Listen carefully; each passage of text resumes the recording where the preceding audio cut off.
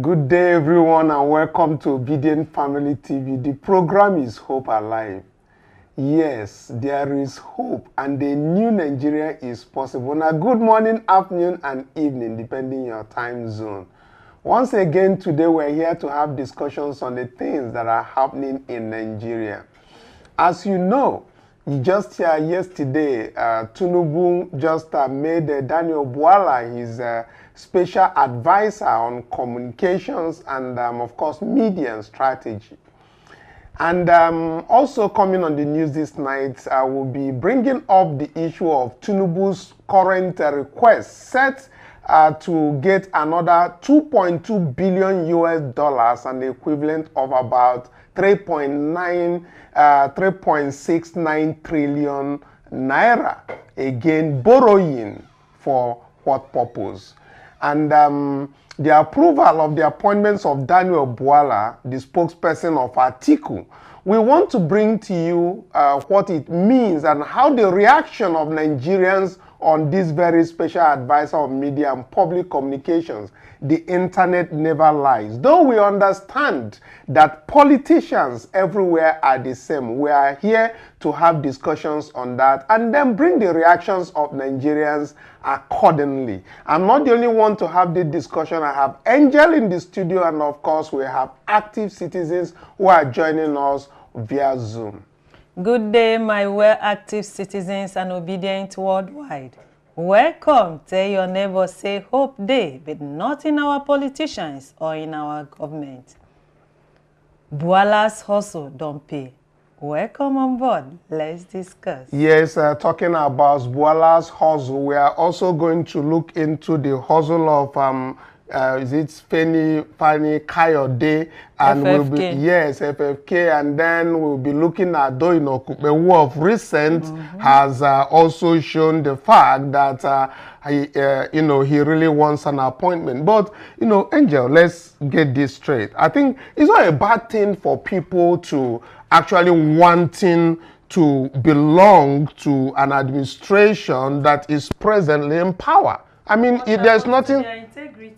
It's not about integrity. You look at it from the perspective of politicians are what they are. A lot of people said bad things about Donald Trump, but they are still working with Donald Trump at the end of the day. We see some people switching sides and all of that. These things happen in politics, and that's why they say that politics is all about interest, you see. Why are people focusing so much on Daniel Bwala? Is it because he was very critic of Tinubu? I think that is your point, because we had that discussion earlier. It's about his critics. Of course, you told me internet never lies. Let's take a look at what you mentioned earlier about him talking about the brain. When he talked about the brain. Let's look at it. He even said if you give Tinubu 30 years, it's not going to work. Yes, nothing will work. That is why it's on the screen. He said, if you give Tinubu 30 years, nothing will work. Now, Angel, what is your take on this? Maybe he's coming on board to help Tinubu in the next 2 years to actualize his aim, because he said if you give him 30 years, it's not going to work. No. So maybe Tinubu foresaw that that Bwala knows what he don't know, and that's why he's bringing him on board to change the narrative. No, this one, I see it as a stomach infrastructure.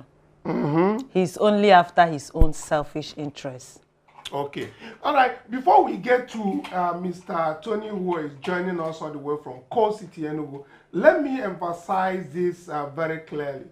The brain damage that has occurred to Daniel Bwala is so devastating that within 24 hours after his appointment, he has started having tumors and several other illnesses of the brain. Let's take a look at what his tweet read some time ago.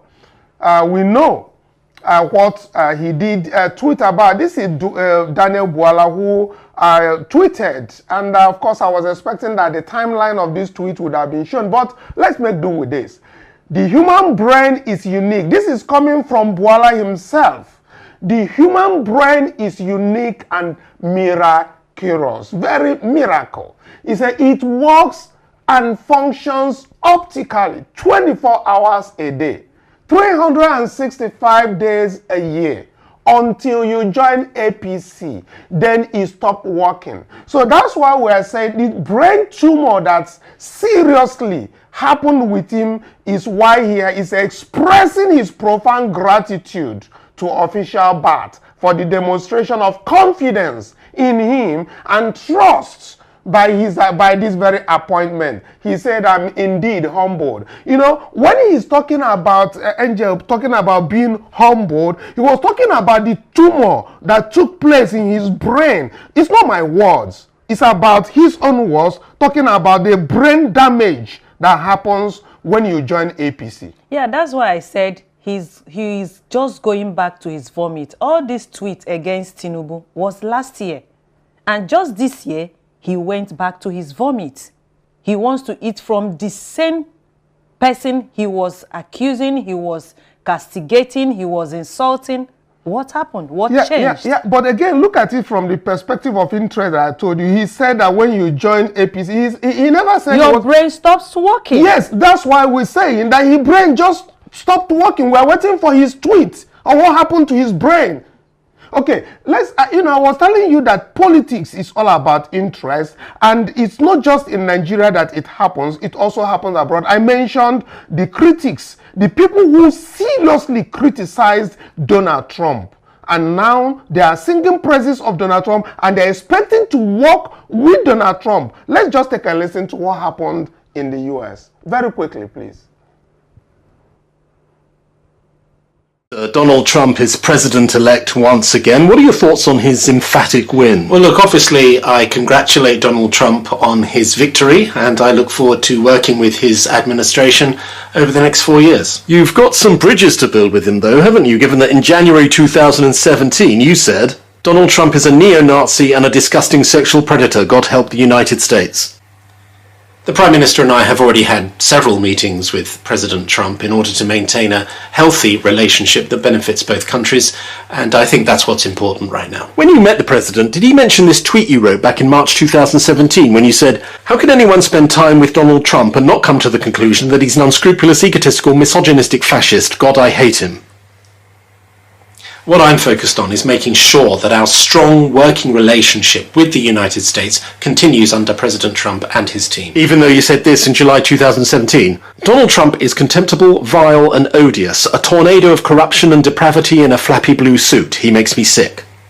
Donald Trump is a man who speaks as he finds, but I think that it's important that we find some common ground in the national interest, and that's what myself and the Prime Minister are focused on doing in the coming months. So presumably you no longer think what you tweeted in December 2017 when you said, anyone who tries to forge working relationships with Trump is an unprincipled, morally bankrupt charlatan who should be treated with contempt and total disdain. I don't care who you are, if you want to work with that fascist monster, you're a piece of shit.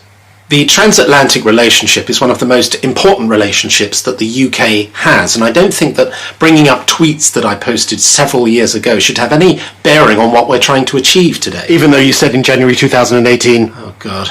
Don't ever forget these things I'm saying about Donald Trump. Seriously, if you find me reeling off some spurious bullshit in years to come about looking forward to working with Donald Trump because he's been re-elected, God forbid, then take it as read that I've sold my soul for the sake of my political career and should be kicked in the face for the rest of my life by the people who voted for me. So much has changed in 8 years, and I think that it's incumbent upon us to extend the hand of friendship to President Trump for the sake of national and financial security. Okay, if that's the case, perhaps you should also change your profile photo. Oh, shit. Angel, what can you call this? So that's why I keep telling you that this thing about politics is everywhere. You can see all what he said, all the bad things like you mentioned he was talking about. Yeah, Trump. we need this type of good seasoned journalists to handle Bwala. Yes, so that he will come out and let him come out and defend those tweets. Not just defending himself, but I'm expecting those kind of questions that keep hitting this man. As you see, yes, the man was like, oh my God, he wants to run away, but he couldn't run away. At the end of the day, he was hitting him with all this because the internet never forgets. These things keep coming back to him, but he's composed. And he was just going off, but I think the final one nailed him. He has not even changed his, what do you call it, the timeline. But anyway, let's get to Tony.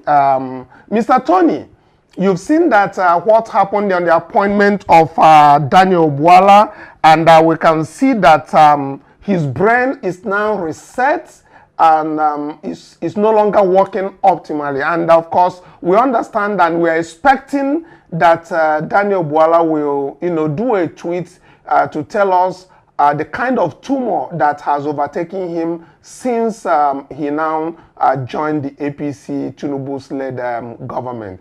And from the video we last watched, I also need to have your comment on the way the journalist was very, very clear to this very person who keeps calling Donald Trump's name, but now hopes to work with Donald Trump. So, and also your take on the fact that politicians seems to be the same everywhere around the world. Yeah, thank you for having me. Welcome, Obedience and active citizens, wherever you are. Look, you said it right. Politicians are the same everywhere to some degree. In Nigeria, the way they flip from one party to another party is just unprecedented. It has no, it has no, nowhere to compare it with. They jump from one party to the next party as long as there are benefits for them. Nigerians, they like power, they like money, and they like ego. That's why you see them. Look at Bwala. I think he was in APC before he joined Tinubu. Look at all the things he said about Tinubu during the campaign and during all the legal processes in the US. I mean, you could not believe that this guy will at any point in time go begging for appointment with Tinubu. FFK, I'm sure his own appointment is coming. What Tinubu is actually doing, in my own opinion, is he started to assemble people who is going to help him 27 election. That's all the maneuvering he's doing now, all the appointments he's doing now, just focusing on people who he's going to rely on to help him. In the US, it's totally a little bit different. Even Donald Trump's vice president, J.D. Vance, said a lot of bad things about Trump before the 2016 election. A lot of bad things. Now, he needed, when he went into politics, he joined the Republican Party, and his tone changed. Eventually, he became a MAGA, real MAGA guy. Donald Trump cannot be wrong in anything.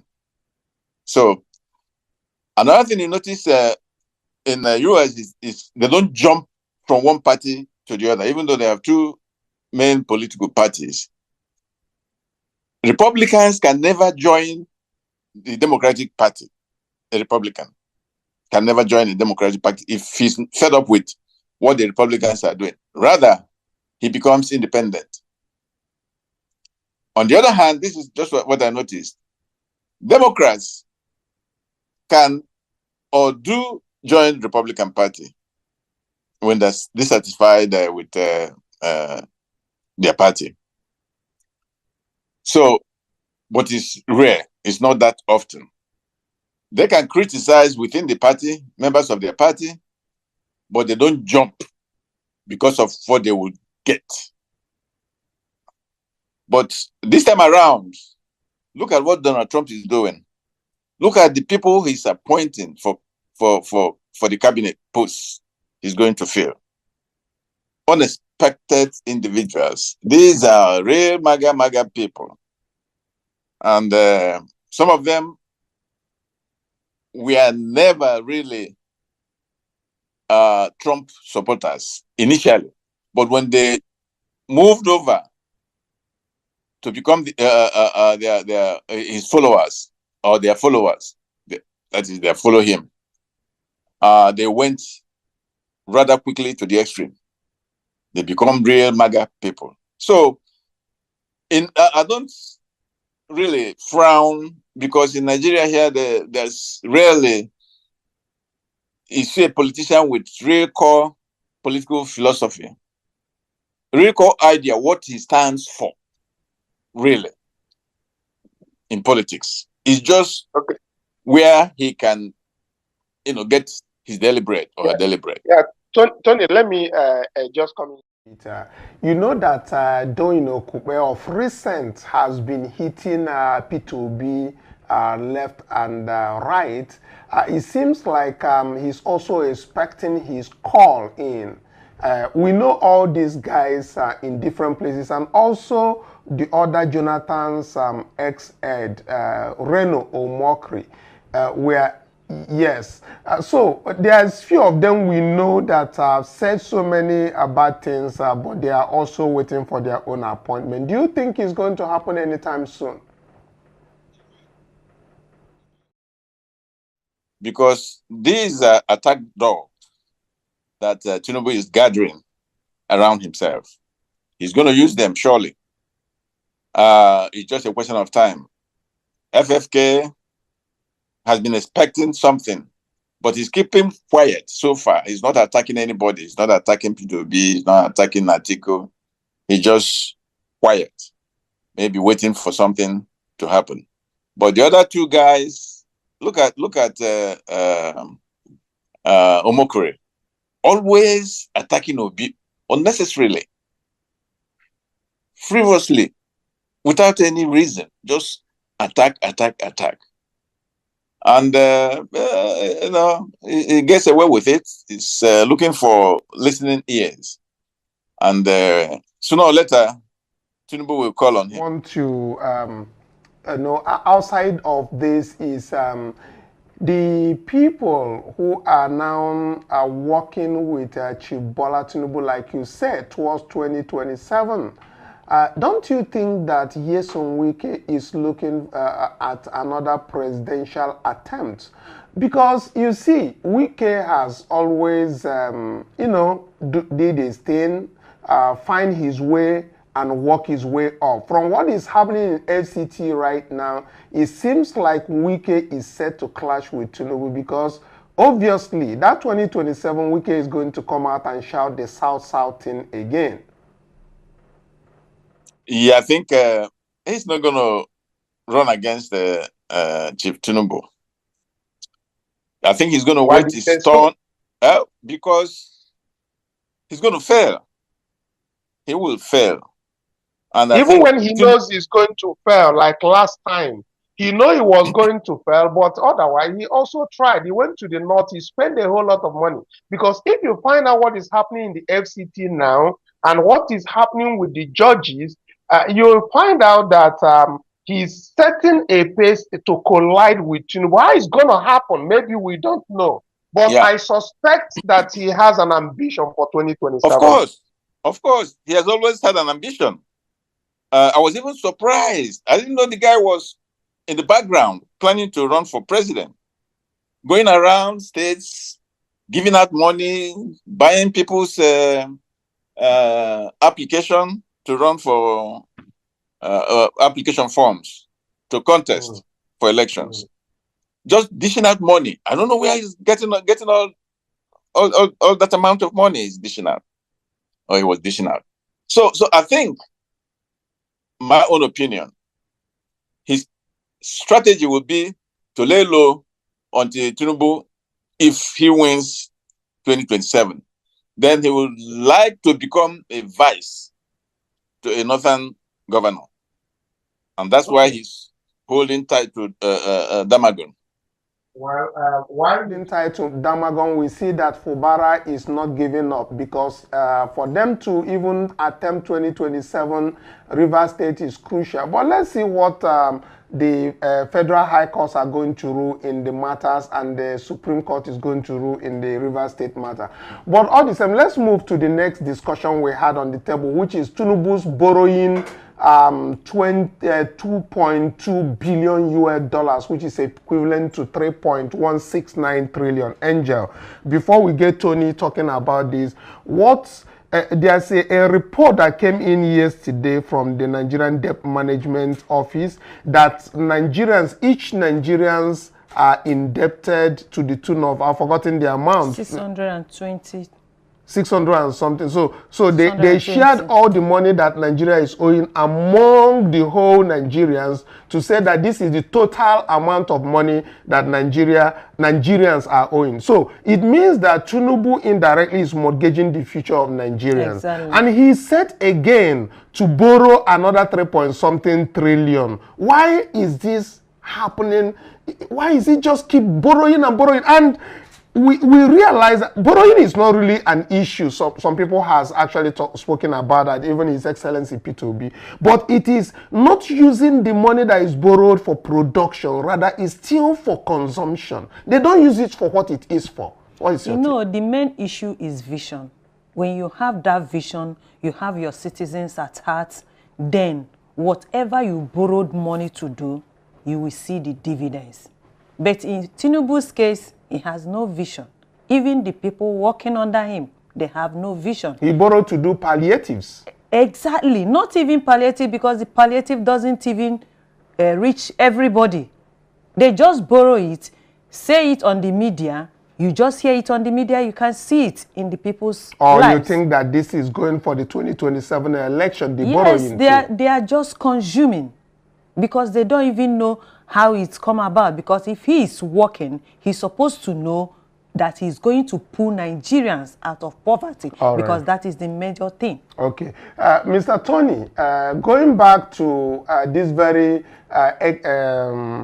borrowing again, we see that Tinubu continuously is mortgaging, and Nigerians seems to be docile. They seem not to be talking about this. But from what came out yesterday, that Nigerians are now, the money that we owe, if they shared it among all the Nigerians, and we say each Nigerian is owing an X amount of money. I wanted to find out from you, what is your take on Tinubu's continuous borrowing and this latest borrowing of 3.69 trillion? What do you think he intend to do? Because what they just said is to support economic recovery. Is it another round of sharing 20,000 or 25,000 naira to 25 million Nigerians that we didn't see?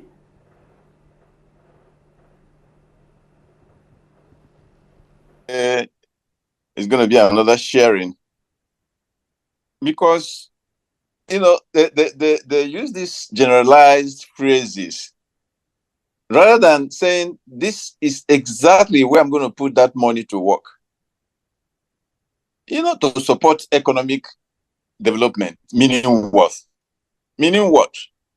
So, this man, within 1 year, going to 2 years, has borrowed more than what Buhari borrowed throughout his 8 years. I mean, the rate is going about it is frightening. Why? Even the current budget, I understand that the amount of money they are spending is short of the amount of money coming into the purse. That means the income is way short of the amount of money they're spending, the expenditure. So why do you continue with this deficit spending? Why? You think, and I haven't seen people who say, okay, borrowing is okay, depending on how you use it. But it looks like this guy doesn't really care. He just borrow to fund his aspirations. And it's not being specific. Nigerians are not being told where this money is specifically going to support his economic agenda. So we are in trouble. We are really in trouble. He was claiming that he's brought down the amount of money Nigerians, the government pays for the interest on the money they borrowed to about 60% or so, from way high, almost 90%. Now he's building it up again by borrowing more and more and more. And with the devaluation of the naira, that means we have to pay more in naira terms to reduce the loan amount, or to pay the interest, just the interest alone, as a matter of fact.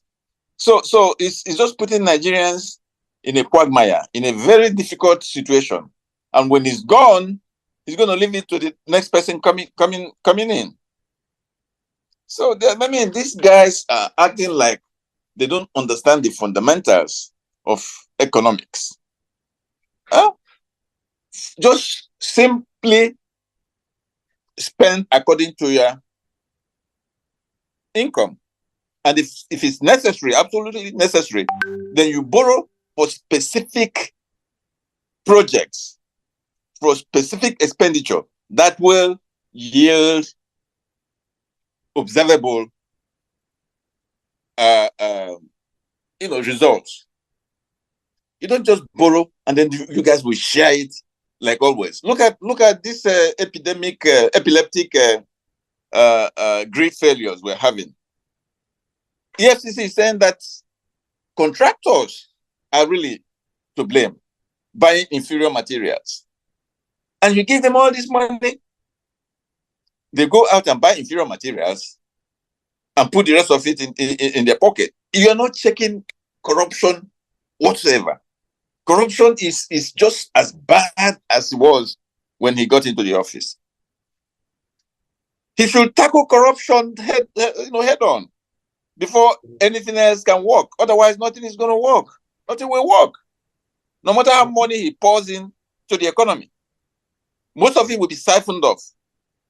That's why you see people scrambling to get in and be part of the administration, to get their own share. Just never sharing. Okay. That's ridiculous. Okay, all right. Is the much we can take on that. And I want, for some reasons, we have people who reached out to us yesterday concerning the budget discussion, the budget series discussions that we had yesterday. And what we do is that we encourage the people of each of the senatorial districts that we highlight to move in with the information that we have given them concerning their constituency projects, so that they can be able to give us evidence, if any exists, of such projects. Now, today we just want to give you a highlight of what we are going to do tomorrow. On the next day, we are going to be talking about the Enugu North Senatorial District, where we have the senator who is representing the Enugu North Senatorial District. We'll be highlighting all the projects in Igbo Etiti, Igbo Eze North, Igbo Eze South, Uzowani, Udenu, and then Nsukka. Will be providing details of all the constituency projects in these 6 local governments of Enugu State. We'll also be profiling the the House of Representative members who are also there. We have the likes of Nwodo Stainless Chijioke, which is for Igboeze, Uzan Federal Constituency. We have Obeta Mark from Nsukka, Igboeze South Federal Constituency, and of course Dennis Namdiabo. All of these people are in charge and oversee the constituency projects in this Enugu North Senatorial Districts. And we'll be bringing you all the details of this project, the amounts involved in these projects. And we are going to now drop it again to the table, inviting these honorable members and the senators to come and give us an account, because we want to hold them accountable to these projects. These projects are meant for the good people of the Enugu North Senatorial District, and we want to make sure that they are reporting to this very particular district on the projects that they have executed with the amount, with the commensurate amounts. So that is what we'll be exposing in series. And of course, Angel has always been here with me to bring all of this to light, so that at the end of the day, we will make sure that on each state, we are starting with Enugu State. If you do this, this will be the second one that we are bringing, and we are going to expose all the projects where they said those projects are. And then our expectation is that the people of these local governments go in and check the location where they said that this project has been executed. The millions and the billions in these projects, we want them to explain, because they also exercise what we call an oversight function on these projects. Angel, I know that will be for another day. We just wanted to highlight, to make sure that people who are asking questions about this to also contact their constituency, yes, to make sure to support people in diaspora. Because somebody called me from the Enugu about what we did yesterday and said that they need logistic support to actually go into different local governments to deal with all of this. But let me quickly get the input of Tony finally. Just 1 minute, Mr. Tony, on us. We are moving on the Igboeze North. What is your take? Just 1 minute. You know, the funny thing is, I think you mentioned it yesterday, that actually people think these representatives, when they do something, they are doing it out of their own pocket, not knowing that this is actually federal government paid project. And you know, they keep praising the representatives. So this experience is actually an eye-opener. Eventually, people will learn that these are projects that they are entitled to benefit from, paid for by the federal government. But judging from the reaction that from Enugu, especially from people at those local communities who are talking about seriously needing logistic support to be able to trace the project and find out whether this project even existed, or that the honorable members or the senators are putting the money in their pockets. Yeah, that would be helpful, because it will really, given the economic situation now, it will take some effort to start going from point A to point B to point C to point D, trying to locate those projects, whether they're done or not, whether they've been funded. Okay. That will go a long way. Okay. I think the point specifically is to write to these very honorable members, inviting them to explain where the projects are. And then in the event they are unable to explain where the projects are, then we now start looking for logistic support to get the evidence open to everybody to know that the work is not done and the money has been pocketed. And of course, we move towards EFCC to investigate it and then move the constituency for a recall. Thank you very much, Tony, as our time has run up. We don't get signal. Signal be say make Angel help us close. Yes, Daniel Bwala, his hustle don't pay. But what about his integrity? Going back to his vomit, all the tweets he tweeted last year, castigating Tinubu. At the end of the day, he's dining and whining with Tinubu. Thank you so much, Mr. Tony. God bless you. We appreciate you for always coming along to stay with us. My active citizens, it is time for everyone to be an investigative journalist. Go to your constituency, all those billions, millions, find out, are they really using it? Are they really using it to our own benefit, to our own good, to our own everything they said they would do when they represent us, especially the obedient ones that voted them in?